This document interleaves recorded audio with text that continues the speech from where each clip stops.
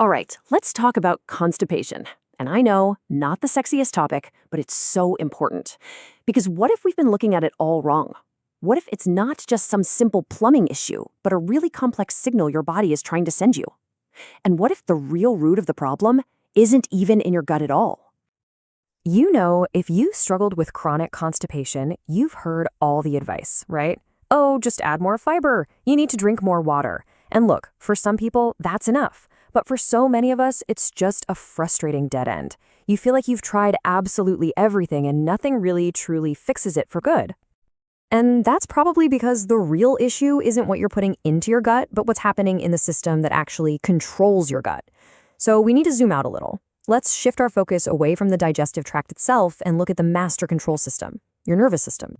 Okay, so to really get this, we have to talk about your autonomic nervous system. The easiest way to think about it is that your body has two main settings, kind of like two operating modes. And these modes decide how your body uses its energy and resources from moment to moment. So these two modes are basically a gas pedal and a brake. The gas pedal is your fight or flight response. That's your sympathetic state. When you're stressed, anxious, or just super busy, your body hits the gas. It sends all the resources, blood, energy to your muscles and your brain so you can deal with a perceived threat. And digestion? Well, it gets totally deprioritized. It's put on the back burner. Now, the brake pedal is the rest and digest state. That's the parasympathetic system. When you're calm and relaxed, your body knows it's safe to hit the brakes, and it actively turns on digestion, sending blood flow to the gut and starting those crucial rhythmic contractions. And this parasympathetic system, this rest and digest mode, is the absolute key player here. It's the branch that tells your body, hey, everything is safe, you can go ahead and take care of business, like digesting your food. And it does this mainly through a kind of nerve superhighway called the vagus nerve. If this system doesn't get the go signal, your gut simply won't get the memo to start working. Okay, so if the nervous system is the control panel, how exactly does a problem there cause a major traffic jam down in your gut? Well, let's break it down. There are 6 key ways your nervous system state is directly wired to constipation. So the first and most direct connection is this. If your body is constantly stuck in that fight or flight mode, maybe because of chronic stress, trauma, or even just poor sleep, then digestion is constantly being deprioritized. The scientific term for those muscular waves that move things along is peristalsis. And when your nervous system is stressed, those waves just get weak and sluggish. It's like trying to surf on a perfectly flat ocean. There's just no momentum to get anywhere. And then there's this really fascinating and honestly super frustrating feedback loop. It starts in the brain. Stress signals from your brain literally change the environment in your gut. This can cause your gut microbiome, all those little bacteria, to shift, favoring species that actually make you more constipated. Now, because things are moving so slowly, toxins can hang around longer, which creates inflammation. And guess what? That inflammation sends even more stress signals right back up to the brain, locking you in this really vicious cycle. Another huge piece of this puzzle is fuel. Your gut is a muscle, right? And just like any other muscle in your body, your intestinal walls need a steady supply of oxygen and energy in the form of ATP to be able to contract and do their job.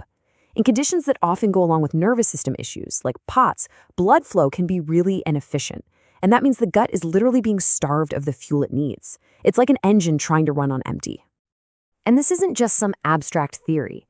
It shows up as very real physical feelings. Do you often get cold hands and feet? Do you ever feel totally exhausted or even lightheaded right after you eat? That could be your body struggling to divert its limited resources to digestion, leaving other parts of you running low. That heavy, sluggish feeling in your gut can be a direct sign of this energy crisis. Your body's chemistry plays a massive role too. See, your nervous system doesn't operate in a bubble. It has a huge influence on your hormones and your electrolyte balance. So things like an underactive thyroid, overworked adrenal glands, or even low levels of crucial minerals like magnesium, sodium, and potassium can all throw a huge wrench in the works, directly slowing down muscle function and affecting your stool. Now, this next connection is really wild. It's about how our brains get stuck in a pattern. Your limbic system, which is the emotional center of your brain, can actually be trained by chronic stress to stay on high alert, to stay in a defensive state. So it just keeps sending out Brett signals nonstop, which means digestion is nonstop suppressed. And over time, your body can almost forget how to find the neurological path back to that calm, rest and digest mode. And finally, number 6. Sometimes the problem is a literal physical roadblock. Chronic tension in the muscles of your pelvic floor, your lower back, or even your abdomen can physically squeeze and restrict the bowel, making it really hard for anything to pass through, even if all the internal signals are working perfectly. So, we've just looked at 6 different connections, from brain signals to blood flow to actual physical tension. What is the one big idea here? What's the common thread that ties all of this together? It's this. Chronic constipation, especially the kind that doesn't get better with the usual advice, is almost always a symptom of a systems-level communication breakdown. Your brain isn't communicating a sense of safety to your gut. Your circulatory system isn't delivering the fuel properly. It is a full-body problem, and that is exactly why a gut-only solution so often fails. So, if the problem is rooted in the nervous system, then that's exactly where we need to look for the solution. The goal isn't just to force movement in the gut. The goal is to support the entire system so it can find its rhythm again. So what does that path back to rhythm actually look like? Well, instead of just thinking about more fiber, the whole approach shifts. It becomes about calming that overactive emotional brain, maybe through simple things like deep breathing exercises.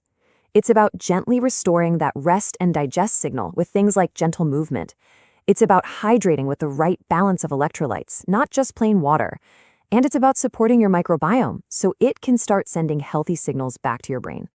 This just reframes the whole issue so beautifully.